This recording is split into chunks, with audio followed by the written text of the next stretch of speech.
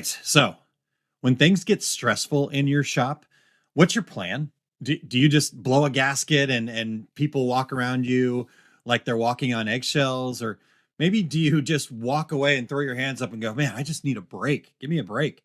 Right. Maybe take the day off. Maybe you're planning a vacation, and maybe someday, right? When things slow down, you'll be able to breathe again and let go of the stress. But the reality is, orders keep coming, deadlines are stacking up, your customers need answers. And really, before you know it, you're running on fumes and you're just trying to get through the day. And that becomes your day to day. Even after the week long vacation that you finally take just because you had to use the travel funds, right? For example, like it doesn't help. And you end up feeling more behind because you were never able to fully shut down. So, if that resonates with you at all, my name's Aaron Montgomery. Hello, regulators. Here is my secret sauce. And today I want to talk to you about building resilience like a muscle, because the shop owners who win long term are not the ones who avoid stress. They're the ones who recover from it faster. And we do that through resilience. Now, there's a lot of talk out there nowadays, at least from what I've seen, a lot more talk out there nowadays about the physical damage stress does to our bodies. And honestly, I know this firsthand. I went to the ER back in 2018 with hypertensive crisis. And I had tried all these things, the big reset, a nice vacation, stress management kind of ideas. But what I realized after having this emergency, that it's really more about the small things that you do every day. And so you can think about this like going to the gym, right? You don't build strength by going all out once a month. And as I was writing that, Terry, I was like, oh, hey, here's a good reminder, Aaron. All right, sorry guys, I'm talking to myself. That happens. But it's not about going all out once a month. You build it with consistent reps, lightweight, repeated over time. And resilience works the same way. Resilience is the greatest antidote for stress. Your nervous system needs regular reps of calm, reset, recovery, not just once in a while, not when you can take that big vacation. So instead of waiting for the perfect break, why don't we build our own recovery routine? Something small, something simple, something that you can do daily, no matter how busy you are.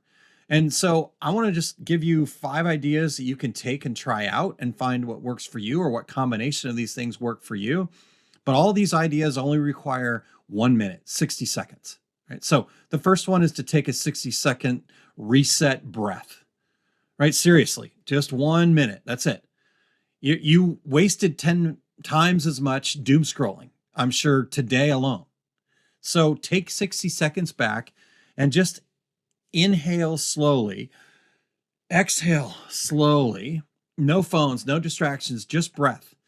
There's a great tool that is referred to as box breathing. And so you can start with just a simple 4-4-4 pattern. Breathe in through your nose for 4 seconds. Hold that breath for 4 seconds. Slowly exhale through your mouth for 4 seconds. Again, hold for another 4 seconds and just do that repeatedly.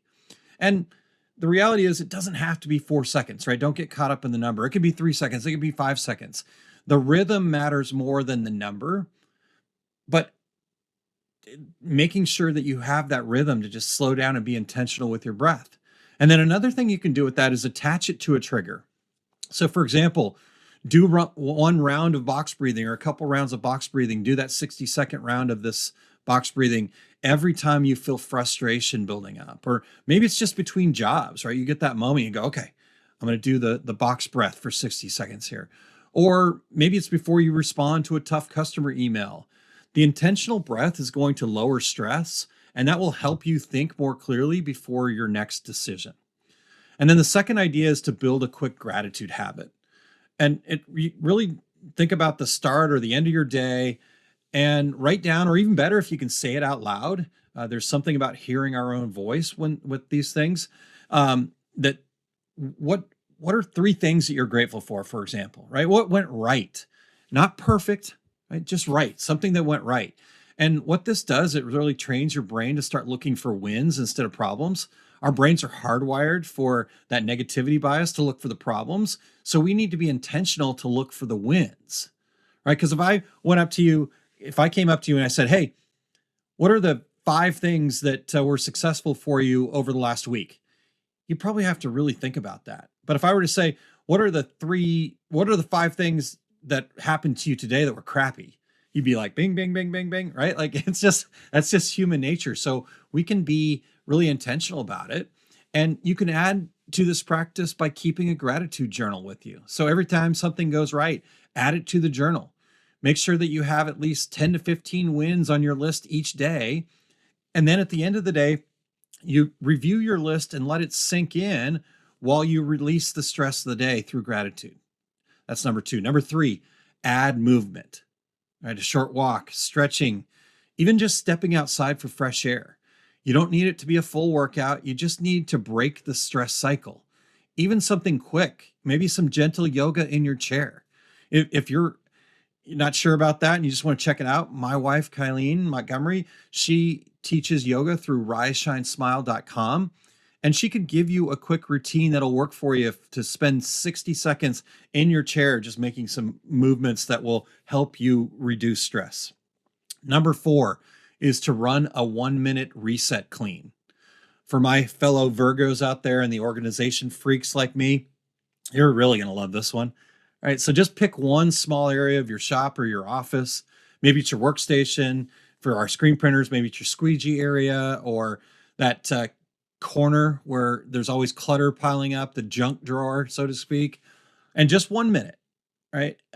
Set a timer for only 60 seconds and clean that one spot as best you can. Not the whole shop, not a deep clean, just 1 minute. And this works because physical clutter creates mental clutter. And so when your space feels chaotic, your brain actually stays in that same state. But when you reset even a small area, you create a quick win and you feel back in control. And then number 5 is name it to tame it, reset. So when you're feeling stress spiking, don't just push through it. Don't ignore it. Actually take that as a pause for 60 seconds and do 3 quick things. First and foremost, just name what you're feeling out loud if you can. Again, there's something to that. In your head, even is fine. I'm frustrated. I'm overwhelmed. I'm feeling too rushed. Just label it, right? No story, no judgment to it. Just a quick naming of it. Secondly, now let's find the root. Name the cause. Well, why are you frustrated? The press is behind. Why are you overwhelmed? I have too many customer emails. Why are you feeling rushed? I'm trying to do too many things at once, right? Just keep it simple, but also be very specific with it. And then third, choose your next best action, not the whole solution, just the next step. Well, I'm frustrated because the press is behind. Let me just finish this print. Okay, there's the next step. I'm overwhelmed because of all the customer emails. Let me just send this one quick reply. I'm feeling rushed because I'm trying to do too many things at once. What if I just took a pause here and I asked somebody to help? That's it, 60 seconds. And here's why this works so well. Most stress sticks around because it's just vague. It feels big and messy. But when you name it, you make it concrete. When you choose one next step, you then regain control and it shifts you from reaction to response. And the best part is you can do this anywhere at any time. So let me give you a real world example to wrap this up. Think about someone installing one or more of these quick resilience breaks, right? So picture a shop owner who's in the middle of a crazy week. Orders are behind, the customer's upset, equipment's not working as they had hoped. Our old approach would have been to push harder, skip lunch, stay late, and just carry the stress, carry it nonstop. From this new approach, we can have that same situation and have these 60-second, 1-minute pauses, take a breath, reset, maybe jot down a quick win from the morning. Nothing big, just a small reset. And by the end of the day, that new approach, yeah, we're still busy. That's a good thing, right? We want to be busy in our businesses, but you're not drained. You're thinking more clearly. You're responding better. You're making fewer mistakes. And that stress turns into resilience. And resilience, that's sustainable. And I would say almost fun, right? Up, could we actually be having a little fun in our day to day lives? So, who doesn't love resolving hard challenges or overcoming obstacles, right? Like winning those things is a great feeling. So, it's not about removing stress, it's about recovering faster so stress doesn't own you. Resilience is not built in big moments, it's built in these small daily reps. So, just pick one recovery step, just one, and practice it for a full week. And I want those of you that take this to heart, I want you to report back next week in the comments and tell us how you're feeling. How are you showing up differently after just 7 days of this habit, right? I'm really curious to know how this works for you because this has worked wonders for me personally. So if this does hit home for you, please share it with somebody else. And because the stronger you are mentally, the more wins you're going to create. And that's my secret sauce for today.